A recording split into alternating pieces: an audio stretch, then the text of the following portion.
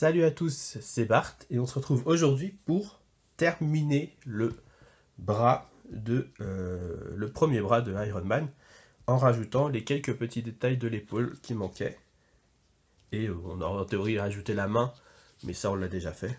Donc voilà. Dans ce magazine, du coup, on a une histoire qui nous parle de Armor Wars 2. Dans la vidéo précédente, on a parlé de la première guerre des armures. Là, c'est la deuxième, où en fait Tony Stark est plus ou moins piégé dans son armure cette fois-ci. Et d'ailleurs, c'est une nouvelle équipe créative, parce que dans les précédentes, c'était écrit par David Michelini. Et là, à partir de cette histoire-là, à peu près, c'est écrit par John Byrne, qui est un grand nom des comics. Donc voilà, ça nous explique du coup son arrivée. D'ailleurs, chose très marrante, il parle de Wonder Woman dans l'article, alors que Wonder Woman, c'est pas du tout Marvel, c'est du DC Comics. Mais en fait, il voulait parler de Wonder Man, qu'on voit ici, qui est du coup bien moins connu, mais c'est lui avec son W sur le torse. Voilà. Et il nous parle du coup de la saga du Mandarin, qui sera sûrement l'objet d'un numéro plus tard, où on nous dit que, en tout cas dans les numéros qui traitent d'Armor Wars 2, c'est passé en filigrane pour le début, les quelques intrigues sur le Mandarin. Voilà, donc ensuite le montage, on va très rapide du coup, et l'ajout de la main qu'on a déjà fait. Dans les comics, ça nous parle du coup des affrontements entre Tony Stark et Dr Fatalis, Dr Doom, qui est normalement l'ennemi des 4 Fantastiques. Mais il parle que de 2 histoires en tout, mais dans les comics récents, pourtant, ils ont plus ou moins travaillé ensemble, en tout cas. Dr Doom se faisait appeler, Dr Fatalis se faisait appeler la Iron Man aussi, donc voilà. Dans la partie armure, il nous présente le modèle 11, qui est en fait War Machine, l'armure de James Rhodes, qu'on a vu au cinéma, et du coup il nous explique un peu que pour celle-ci c'était plutôt orienté armement, comme on peut le voir assez facilement, donc voilà. Et dans le numéro épique, c'est Iron Man 266, du coup le début de John Byrne et John Romita Jr., qui est toujours pas très joli. Et du coup, on va passer au montage. C'est parti.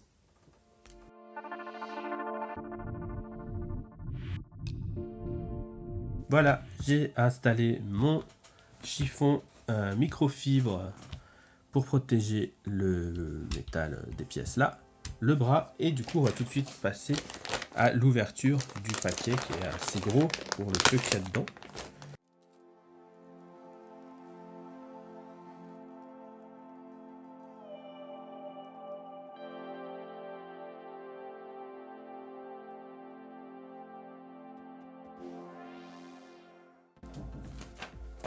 Donc au niveau des pièces,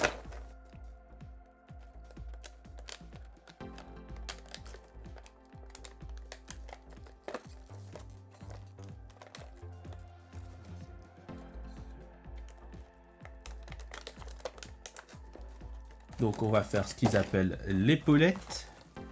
Pour ça on a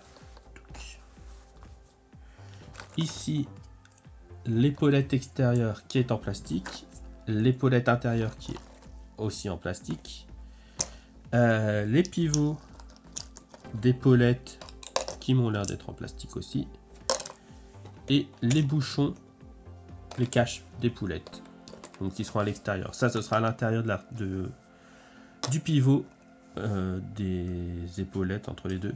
Ça, ce sera à l'extérieur visible.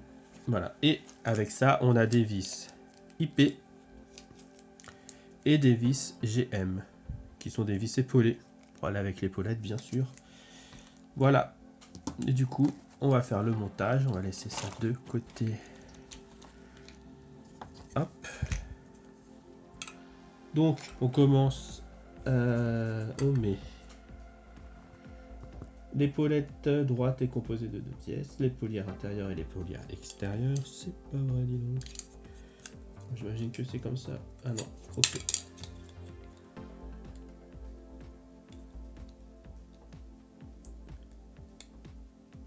Ok, donc là, on voit qu'il y a des marques, là et ici.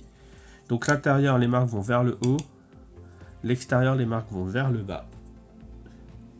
Du coup, on les emboîte comme ça. Et on vient y mettre les petits pivots.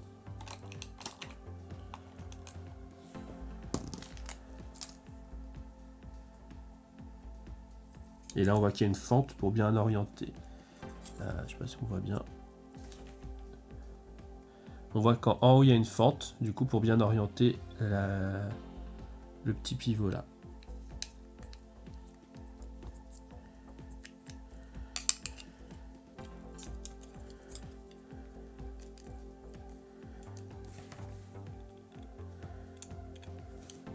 Je sais pas comment ça va tenir tant qu'on n'aura pas mis de l'autre côté, mais bon.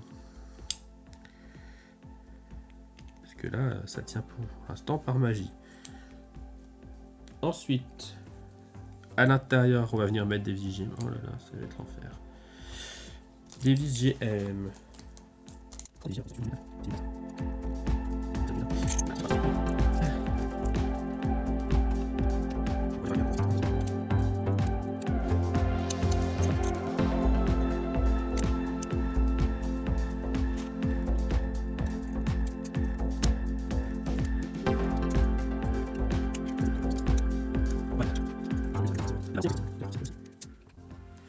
J'ai peur de serrer les vis épaulées, donc on va s'arrêter là pour l'instant. Elles tiennent en position pour terminer l'assemblage. Placer les deux caches sur l'épaulette. 14D. Du coup, les deux petits caches.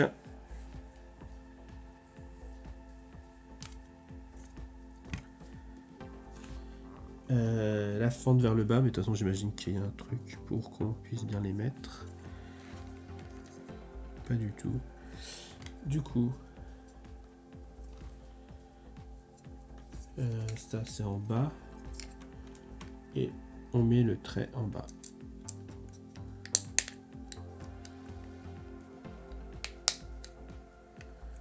Hop, et on met le trait vers en bas.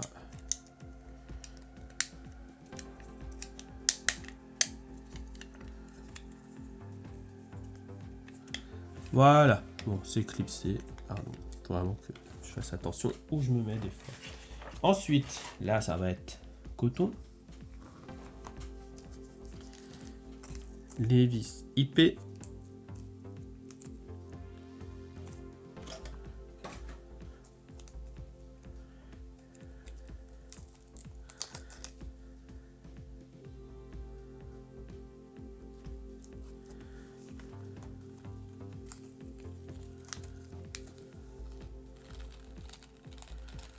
Deux vis IP.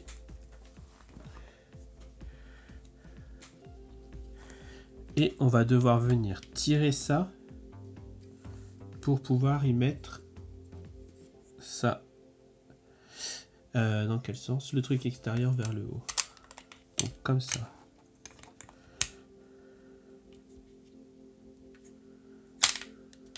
Voilà.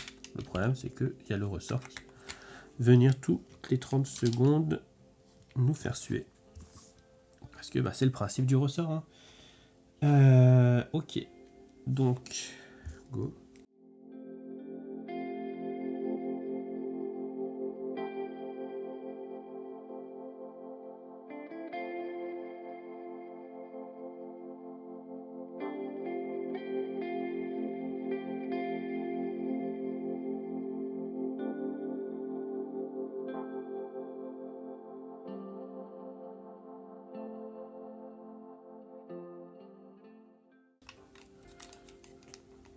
Ok, donc là,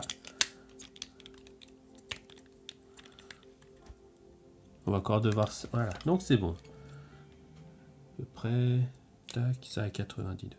Voilà, hop, notre bras est fait.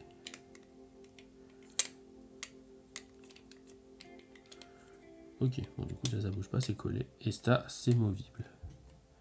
Mobile. Donc, voilà.